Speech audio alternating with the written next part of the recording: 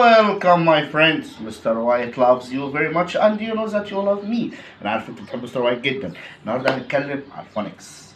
ازاي ننطق الحروف. هنتكلم اول حاجه عن لتر A. لتر A بنقوله A A A A A A. طيب ده نطق ليه وده اسمه شورت زي كلمه كات بات باج. كل ده شورت. طب في طرق تانية لنطق حرف الاي زي ايه مثلا؟ طب شوفوا الفرق بين دي ودي. دي عندنا هنا اقرا ما د ماد ماد. طب تعالوا نشوف التانية كده ماد. ايه الفرق؟ في هنا اي. الاي دي اسمها ماجيك اي، ما بنقولهاش بس بتخلي الايه اللي قبلها لونج. لونج يعني ايه؟ يعني نقولها باسمها، نقولها ايه تبقى ماد ميد. يبقى ماد نو ميد كيب try to read this. Yes K don't pronounce E. Cake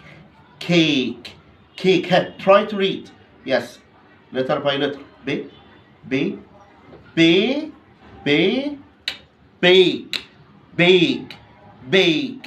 take. Yes. And also كمان لو عندنا AI جنب بعض بنقولهم الاتنين على بعض A long. يعني نقولهم الاتنين على بعض ايه A زي الكلمة اللي بتظهر دلوقتي دي رين. واحدة رين. مين يقرا دي؟ واحدة كده.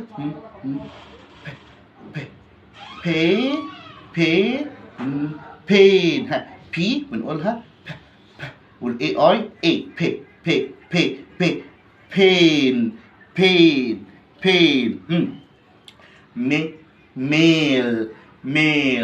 ميل.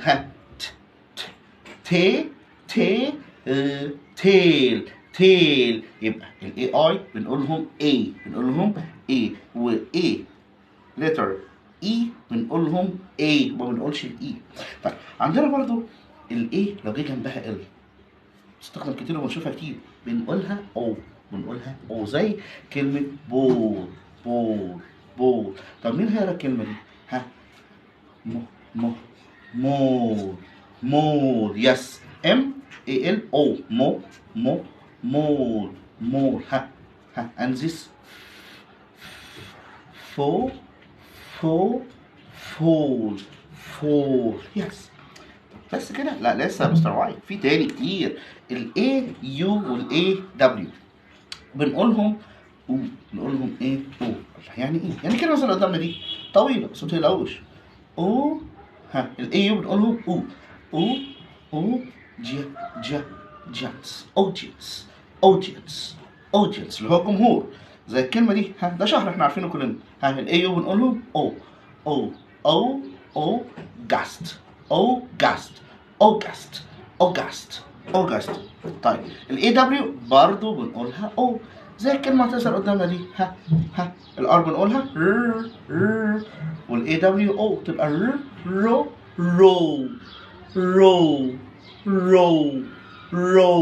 طب الكلمه دي مين اللي هيقراها؟ يس واحده كده درو.